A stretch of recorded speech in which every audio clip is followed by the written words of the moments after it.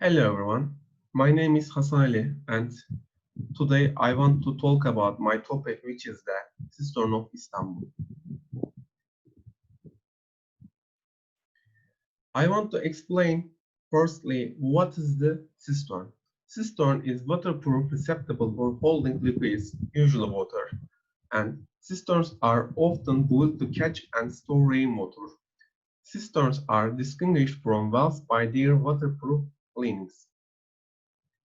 There are many open and closed cisterns on the historical peninsula. We can see the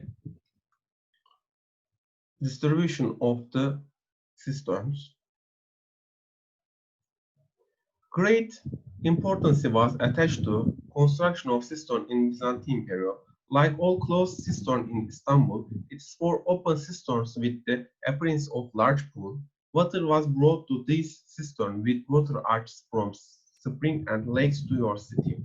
The biggest and most famous of cisterns that remain in Istanbul are the Binbirdirek cistern and the Basilica cistern, both located in the Sultanahmet district.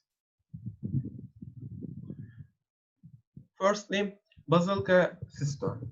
One of the magnificent ancient buildings of Istanbul is the Basilica cistern, located in the southwest of Hagia Sophia. Constructed for Justinian's I, the Byzantine Empire.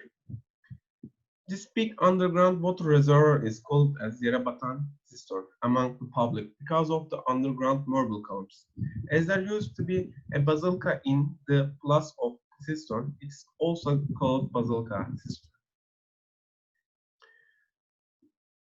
Basilica cistern and its infrastructure location around the Basilica cistern. We can see on the map.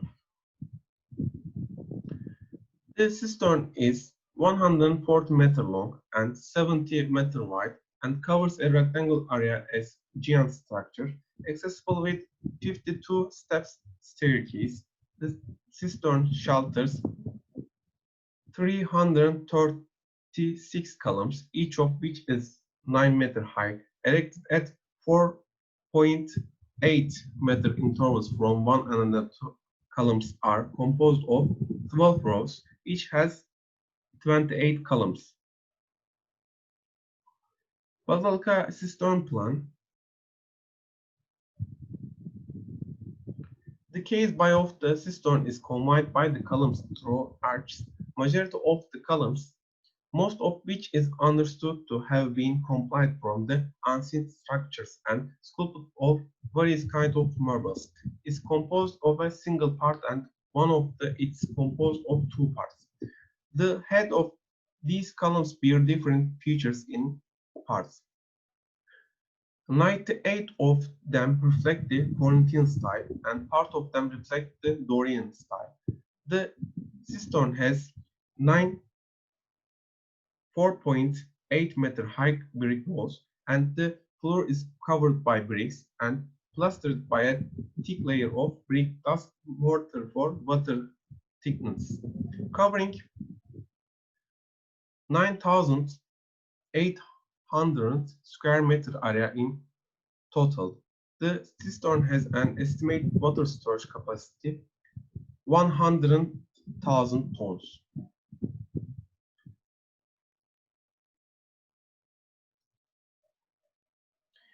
The Corinthian order is the one of the three main classical orders of ancient Greek and Roman architecture.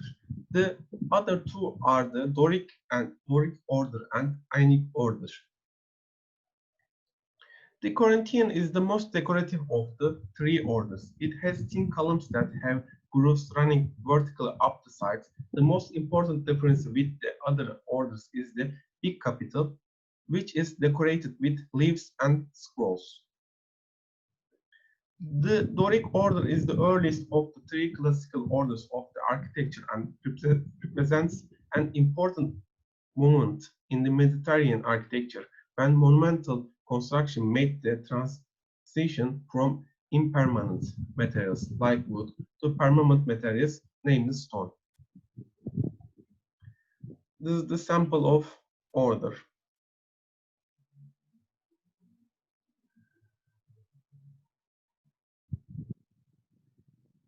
Medusa heads.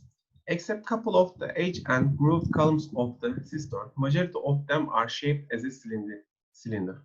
Two Medusa heads, which are used as supported under the two columns at the northwest edge of the cistern, are the great work of the art from the Roman period. What attracts most attention from the visitors is that the structure from which the Medusa heads have been taken is unknown. The researchers often consider that it has been brought or being used as a support to the column at the time of construction of the cistern. However, this hasn't prevented myths for the heads of Medusa. The basilica cistern has been renovated repeatedly until today. It was repaired by the architect Kayserili Mehmet Ağa during the region of the Third Ahmet in the Ottoman Empire, followed by Sultan Ahmet II in the 19th century. There are 8 columns in front of northeast wall towards the middle of cistern, and they were exposed to risk of breaking during the construction works in 1955-1960. Thus, each of them were surrounded by a thick layer of cement, so they lost their previous feature tone. This is the picture from inside of cistern.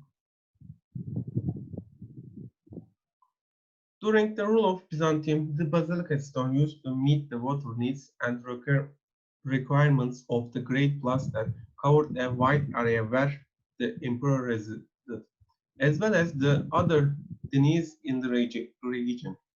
After the conquest of the city of Istanbul in 1453, it was used for a little while and water was supplied to Topkapı Palace, where the sultans resided. However, the Ottomans preferred running water over still water and established their water facilities in the city. It is understood that the cistern was not used thereafter, and the Western world didn't notice it until the mid 16th century.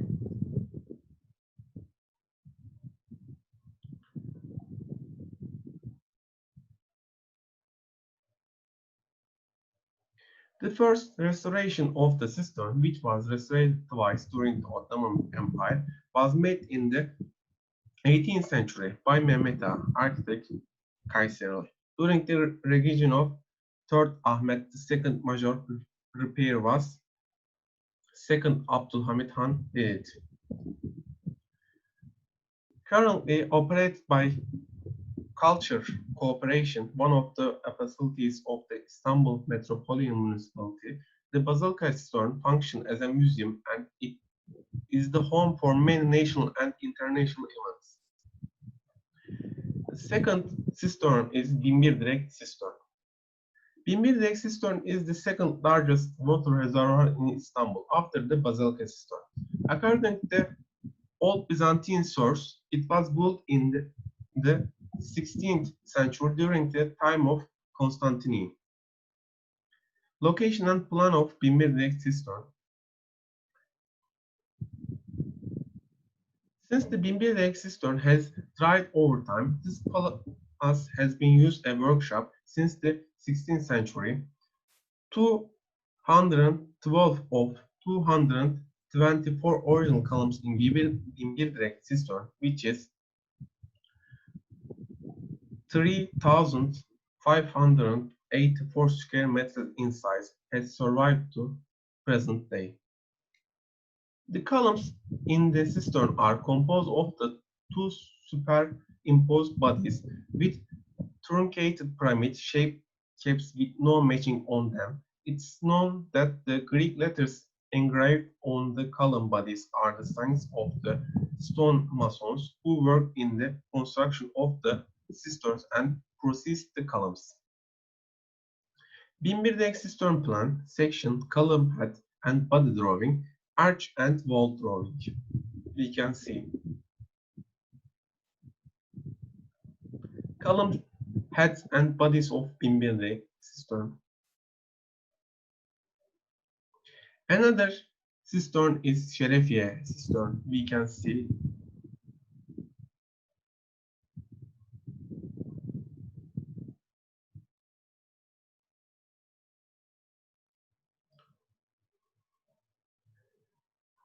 We said that there are many open and closed cisterns on historical peninsula. Some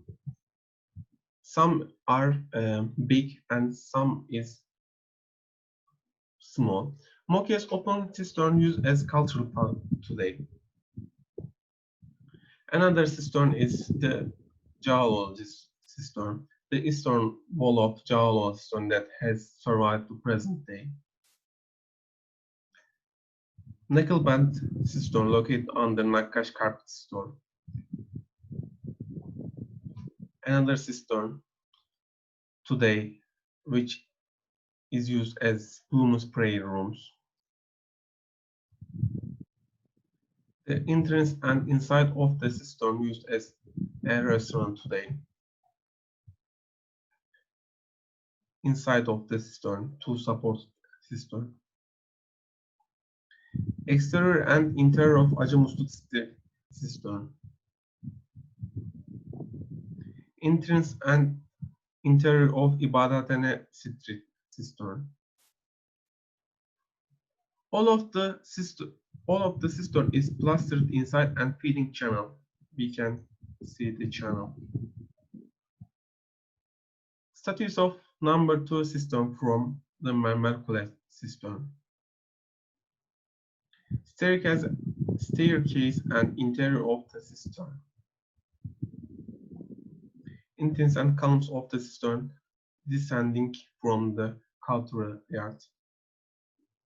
The part of the cistern that can reach today. The state of cistern unearthed during the excavation in 1978. Beyazıt cistern which emerged again during the square arrangement. This table shows that general situation result chart on the historical peninsula. There are 183 cisterns.